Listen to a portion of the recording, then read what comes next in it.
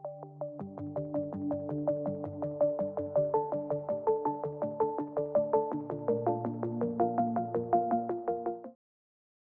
వీడియోలో మనం నూతన సంవత్సర కానుకగా శుభాకాంక్షలతో కన్యారాశి వారికి 2025 సంవత్సరంలో ప్రధానంగా మారుతున్నటువంటి గ్రహాల స్థితి ఎంతవరకు కలిసి వస్తుంది అన్న విషయాన్ని తెలుసుకునే ప్రయత్నం చేద్దాం.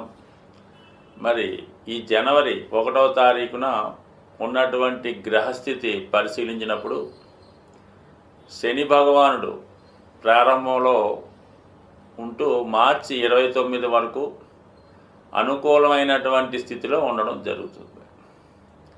రాహుగ్రహం మే 18 వరకు సప్తమ స్థానంలో ఉంటూ దాని తర్వాత 6వ స్థానం అయినటువంటి అనుకూల స్థానంలోకి రావడం జరిగింది. అలాగే 9వ స్థానంలో సంచరిస్తున్నటువంటి గురు భగవానుడు మే 15వ తారీఖున దశమంలోకి రావడం జరుగుతుంది. ఇది కొంతవరకు మిశ్రమ ఫలితాలు ఇవ్వడం జరుగుతూ ఉంటుంది. ఇక కేతువు గత 18 నెలలుగా రాశి అందే సంచరిస్తున్నటువంటి కేతువు మే 18వ తారీఖున వ్యయభావంలోకి మారడం జరిగింది. ఈ గ్రహస్థితి పరిశీలించినప్పుడు మరి కేవలం రాహుగ్రహం ఒక్కడే మీకు అనుకూలంగా ఉండడం జరుగుతుంది. మరి శని భగవానుడు ప్రస్తుతం 6వ స్థానంలో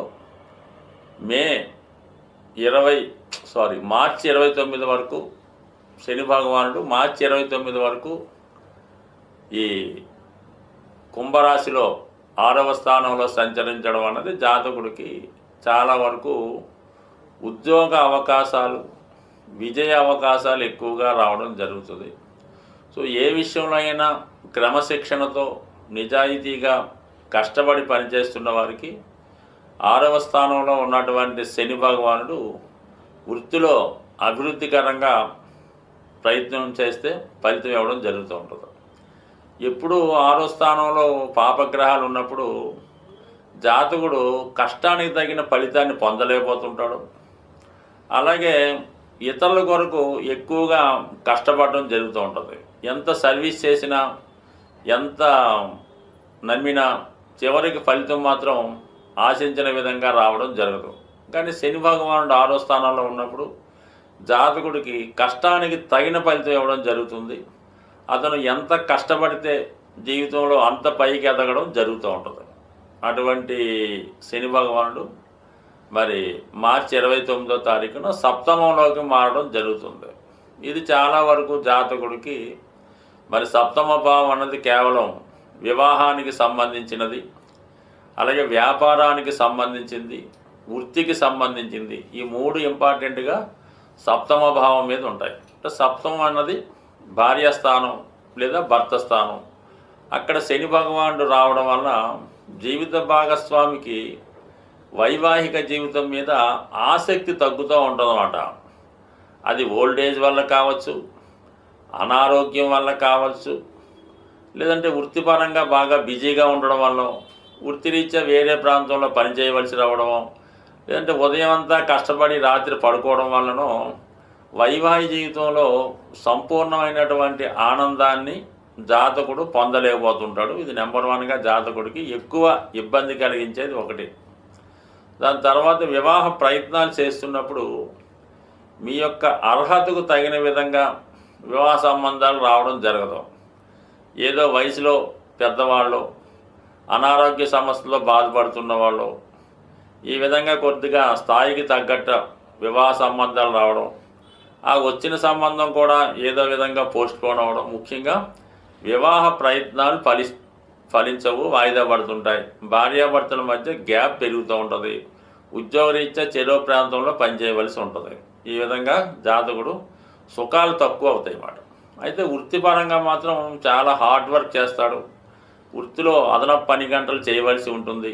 ఎంత కష్టపడినప్పుడు కూడా సరైనటువంటి అభివృద్ధి పొందలేకపోతూ ఉంటాడు. ఇది ఎక్కువగా శని భగవానుడు ఈ రాశి వారికి ఇచ్చే ఫలితాలు. అయితే ఏంటంటే ఎవరైతే బ్రహ్మచర్యం పాటిద్దాం అనుకుంటారో, ఎవరైతే సుఖానికి దూరంగా ఉందాం అనుకుంటారో, ఎవరైతే కొద్దిగా ఉపవాసం ఉండి మరి బాగా మన యొక్క అలవాట్లు మార్చుకొని నిజాయితీగా ఉందాం అనుకున్నారో వాళ్ళకి మళ్ళీ బ్రహ్మాండంగా పనిచేస్తూ ఉంటుంది అన్నమాట. శని భగవానుడు వాళ్ళని పూర్తిగా సహకరిస్తూ ఉంటాడు. అయితే సంసార సుఖం కోరుకునే వాళ్ళకి మాత్రం ఇబ్బంది పెడుతుంటాడు. సో ఏదైనా శని 6వ స్థానం నుంచి 7వ స్థానంలోకి మారడం కన్యా రాశిలో ఉన్న వాళ్ళకి చాలా వరకు బలహీనత, ఇబ్బంది, నష్టమే ఇస్తాడు.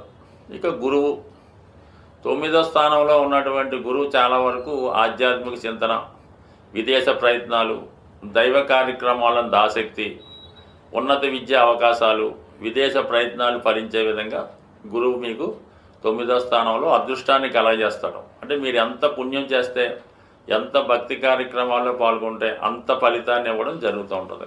ఇప్పుడు ఏమవుతుంది, మనకి ఫిబ్రవరి 4 దాకా వక్ర గమనంలో ఉంటాడు.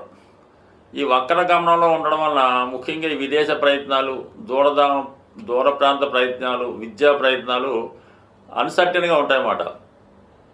దగ్గరగా వచ్చి మిస్ అవుతుంటాయి. చేసిన ప్రయత్నమే మళ్ళా చేయవలసి ఉంటుంది. ఎప్పుడైతే 4వ తారీఖు ఫిబ్రవరి తర్వాత మరి గురువు రుజుమార్గంలోకి వస్తాడో అప్పుడు కాన్ఫిడెన్స్గా ఉంటుంది. మీరు ప్రయత్నం చేస్తే టక్కనే అది ఆ ఫలితం రావడం జరుగుద్ది. మీరు ప్రయత్నం చేయడమే ఆలస్యం, ఆ ప్రయత్నం ఫలిస్తుంది. విదేశ ప్రయత్నాలు ఫలిస్తాయి, వీసా లాంటివి వస్తాయి, దూర ప్రాంతంలో ఉన్నటువంటి బంధువులను కలుసుకుంటారు. ముఖ్యంగా పిల్లల యొక్క విషయంలో మీకు శుభవార్తలు వింటారు. వాళ్ళకి ఏదైనా పెళ్ళిళ్ళు, ఉద్యోగాలు అటువంటివి జరుగుతాయి. సంతానం కొరకు ప్రయత్నం చేస్తున్న స్త్రీలకి సంతాన భాగ్యం కలిగే అవకాశం ఉంది. అంటే పిల్లల విషయంలో స్త్రీలకు 9వ స్థానం అనేది ఇంపార్టెంటు, మగవారికి 5వ స్థానం అనేది ఇంపార్టెంటు. బట్ ఇప్పుడు 9వ స్థానంలో గురువు మన కన్యా రాశిలో ఉన్నటువంటి స్త్రీలకి వివాహ ప్రయత్నాలు ఫలిస్తాయి, వాళ్ళకి అదృష్టం కలిసి వస్తుంది. ఇంకా మనకి మే 15 తర్వాత 10వ స్థానంలోకి గురువు వస్తాడు. ఇక్కడ 10వ స్థానంలో గురువు రావడం వల్ల జాతకుడికి పని భారం పెరుగుతుంది, వృత్తిలో హోదా పెరుగుతుంది, కానీ చాలా స్ట్రగుల్సమ్గా ఉంటాడనమాట. ఒకరికి సబార్డినేట్గా పనిచేయవలసి ఉంటుంది, స్వతంత్రంగా నిర్ణయాలు తీసుకోలేనటువంటి ఉద్యోగంలో రావడం జరుగుతుంది అన్నమాట. అయితే ఒక విధంగా మీకు మీ యొక్క భార్యకు అనుకూలంగా ఉంటుంది, లేదంటే మీ యొక్క భర్త గారికి అనుకూలంగా ఉంటుంది. వారికి ఉద్యోగంలో అయితే ఉద్యోగం వస్తుంది అన్నమాట. అలాగే విదేశ ప్రయత్నాలు ఫలిస్తాయి, ఏదో కార్యక్రమంలో బిజీగా ఉంటారు. అలాగే గృహ ప్రయత్నాలు ఫలిస్తాయి అన్నమాట. చతుర్థాన్ని గురువు వీక్షించడం వల్ల మీకు పూర్వపుణ్యం వల్ల అయితేనే, పిల్లల సహకారంతో అయితేనే, అదృష్టం వల్ల అయితేనే సొంత గృహం ఏర్పడుతుంది. గృహంలో పుణ్య కార్యక్రమాలు, ఆధ్యాత్మిక కార్యక్రమాలు నెరవేరుతుంటాయి. మీలో కూడా ఒక ప్రశాంతత ఏర్పడుతూ ఉంటుంది. సో ఈ విధంగా మీకు గురువు చాలా వరకు, అంటే గురువు ఎప్పుడు కూడా మంచిగానే సహకరిస్తూ ఉంటాడు. ఎప్పుడూ పెద్దగా కష్టాన్ని కలిగించే అయితే ఉండవు. అవి మనం ఆలోచించుకునే విధానంలో ఉంటుంది తప్ప, ఇప్పుడు ఏదో ఒక విద్యార్థి ఉంటాడు అనుకోండి, అతనికి ఏదో ఆడుకోవాలని ఉంటుంది, కూర్చోబెట్టి చదివిస్తే అడికి బాధగా ఉంటుంది. కానీ ఆ చదువు వల్ల అతనికి ఎంతో ఉపయోగం కలుగుతూ ఉంటుంది.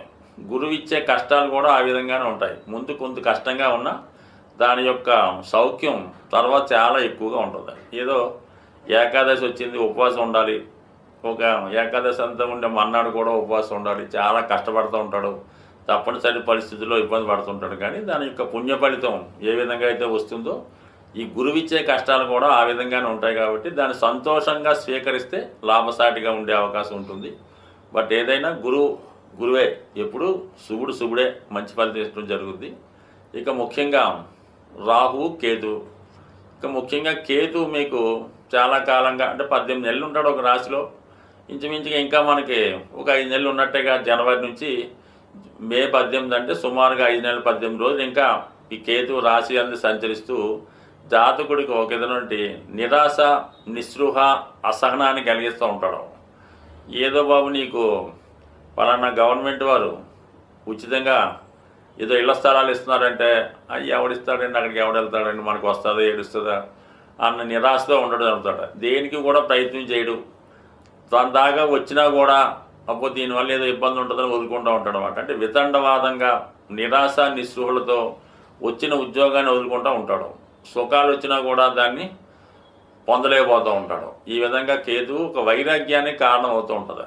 అటువంటి కేతు మరి ఈ 12వ స్థానంలోకి మారడం, అంటే వక్రగమనం కదా, 12వ స్థానంలోకి వెళ్తాడు. ఎప్పుడు మనకి మే 18వ తారీఖున. అప్పుడు ఒక విధంగా ఏమవుతుందంటే అప్పుడు తెలిసి వస్తుంది మాట, అయ్యో మనం అనవసరంగా పోగొట్టుకున్నాం, అందరికీ ఉచితంగా ఇళ్ళు వచ్చాయి, అందరికీ ఉచితంగా పెన్షన్ వస్తుంది, రైతు బంధు పథకం వస్తుంది, గ్యాస్ స్టవ్లు వచ్చినాయి, మనం ఏదో వద్దనుకున్నామని అప్పుడు విచారించి అప్పుడు ప్రయత్నం చేస్తాడు. సో అప్పుడు ఎలాగో వచ్చే అవకాశం లేదు కాబట్టి ఏదన్నా సమయానికి సరైనటువంటి నిర్ణయం తీసుకోకుండా కేతు ఇబ్బంది పెడుతుంటాడు. అందువలన కేతు ఒక విధంగా ఇప్పుడు మీరు ఏదైనా ప్రయత్నం చేస్తే, అవకాశం వచ్చినప్పుడు ప్రయత్నం చేస్తే మీకు మే 18వ తారీఖు లోపల మీకు అనుకూలత ఏర్పడే అవకాశం ఉంది. అలాగే మీకు గుర్తింపు కూడా రావడం జరుగుతుంది. దాని తర్వాత అయితే మళ్ళీ మీరు ఉన్నది పోగొట్టుకోవాల్సి ఉంటుంది. వాళ్ళని వీళ్ళని ఆశ్రయించి వాళ్ళని వీళ్ళని నమ్మి అనవసరంగా ధనాన్ని వృధా చేయవలసి ఉంటుంది. ఇక రాహు మే 18 6వ స్థానంలోకి వస్తూ మళ్ళా మీకు ఈ 1.5 కాలం పాటు శని ఏ స్థానాన్ని అయితే ఖాళీ చేశాడో ఆ స్థానాన్ని రాహు భర్తీ చేయడం జరుగుతూ ఉంటుంది. అంటే రాహు మళ్ళీ అటువంటి అవకాశాలు ఇవ్వడం, వృత్తిలో మంచి అవకాశాలు ఇవ్వడం జరుగుతుంటుంది. అయితే ఏంటంటే ఆరోగ్య విషయంలో మాత్రం ఖచ్చితంగా శ్రద్ధ తీసుకోవాల్సి ఉంటుంది. ఏదో ఒక దీర్ఘకాలిక అనారోగ్యంతో బాధపడుతున్న వాళ్ళు హెల్త్ ప్రాబ్లంతో ఇబ్బంది పడడం కానీ, ముఖ్యంగా స్టమక్ సంబంధించింది, గ్యాస్ట్రిక్ ప్రాబ్లం సంబంధించింది, చర్మ వ్యాధులు లాంటివి వచ్చే అవకాశం ఉంటుంది. కాబట్టి ఈ విషయాల్లో జాతకుడు జాగ్రత్త పడి తగు విధమైనటువంటి వైద్య సలహా తీసుకోవడం వల్ల, సమయానికి నియమంగా పాటించడం వల్ల ఇటువంటి వ్యాధుల నుంచి బయటపడి హ్యాపీగా ఉంటాడని ఆశిస్తూ స్వస్తి.